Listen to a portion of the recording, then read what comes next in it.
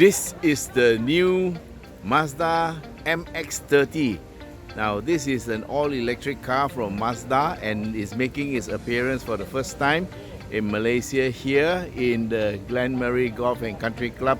Now this is a car that has been built on the Mazda 3 chassis, but this is the first all-electric effort by Mazda, and the car looks great, doesn't it? So from the front you see a shape that is very reminiscent of the Mazda CX-30, and of course that's why it's called the MX-30 lah.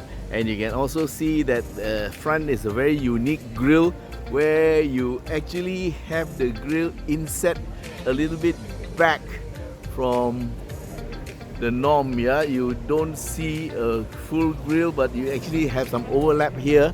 This part overlaps, so the grille is inside there, and of course those are LED lights. Looks pretty nice. Let's step back and see what it looks from here. Yeah, so this is what the MX-30 looks like.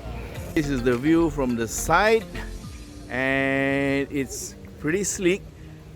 Actually, it is a unitary body, but it looks like the roof is like separated from the rest of the body, right?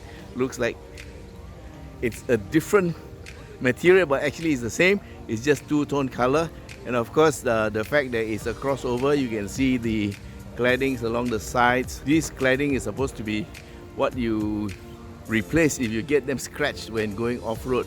So this is why it is called a crossover, a cross between a car and a SUV. Okay, so at the front you see 18-inch tires, and those look like they're regenerative brakes. Yes, of course they must be. This is an electric car, yeah. And you see also huge ventilated discs, and inside the suspension looks like it's McPherson struts. The back brakes are solid discs, and the suspension looks like it's a torsion beam. Along the sides, here's an interesting thing. This is the door. You see the front door and you see the back door. Where is the door handle? Anybody know how to open the door? Okay, everyone is going to open the door. That's everyone. Thanks everyone. Ah, yes.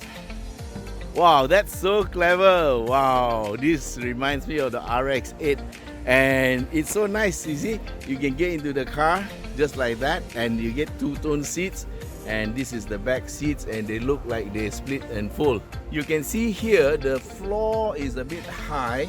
That's because the batteries are actually underneath the car, all along the floorboard. That's where the electric cars keep the batteries. And so here is the door.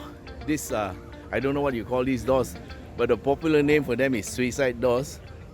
I don't know why, but they look pretty neat, and it also makes sense because getting in and out of the car like this makes it easy. They have a big central area for you to come in and out, and down there you can see that's where the lock mechanism for the door is.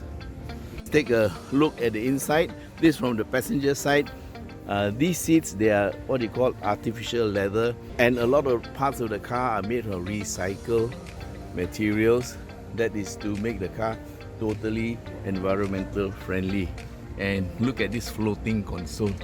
It's floating there, and that's the gear lever, because this one is an electric motor. Yeah, the range is 199 kilometers, and the power battery is a 35.5 kilowatt hour battery, and it takes about 12 hours to recharge from zero on a 3 kilowatt charger, and on a 6 kilowatt charger it can be reduced down to 5.5 to 6 hours. Here's a view of the car from the back. Actually, it looks very different from the CX-30. So this is a totally new build. Of course, it's built on the same chassis, and of course it is also modified to be electric, because so here you see on the window it's electric, and on the side you see Mazda. So those are the rear lights, and the rear part of the car actually looks pretty good. Okay, we're going to open the boot. Okay, it doesn't look like there's an electrical control for the boot, but here it is. The luggage space looks a little bit on the small side, but then this is an electric car, and it's short range anyway, because the range is about 200 kilometers, so you wouldn't be expected to do a lot of long range traveling for this car. Yeah, so I don't see a spare tire, but you can also see that the rear seats will split and fold, and of course there's a tonneau cover. Good enough lah for you to go to market or bring documents or stuff from office and back home. So I visualize that people who use this car will be keeping it within the 200 kilometer range, and so therefore this will be a very ideal city car. So based on this, if you live up to about 70-80 kilometers from your office, you can actually go to and from work on a daily basis and charge your car up. Or if you live nearer, maybe you can charge your car once every 2 or 3 days. Okay, very quickly, the wheelbase for this car is 2655. So it's actually about 15 mm longer than the 2640 mm of the CX-30. The base platform of the Mazda 3 is actually 2720 mm, I think, and they actually shortened it.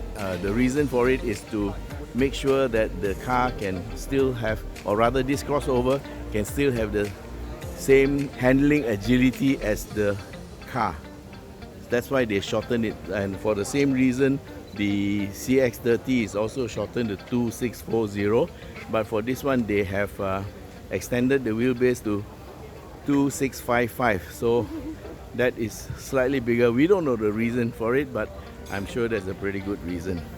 Okay, so where the engine compartment usually is where you see the motor and the 1-speed gearbox. Yeah, it looks like a direct connection to the front wheels that are driving the car. So that looks like a combination of a motor and a simple transmission. Yeah, it probably drives the wheels with some reduction, of course, to give it mechanical advantage, and it's a single speed. That means there's only one gear. When you run out of revs, you hit your top speed. Okay, so it's actually very compact. Very interesting. Okay guys, that's the Mazda MX-30, and from here I can see, yes, there's a sunroof up there. Thanks for being with us. That's it for the Mazda MX-30. Till we meet again in the next video. Bye bye.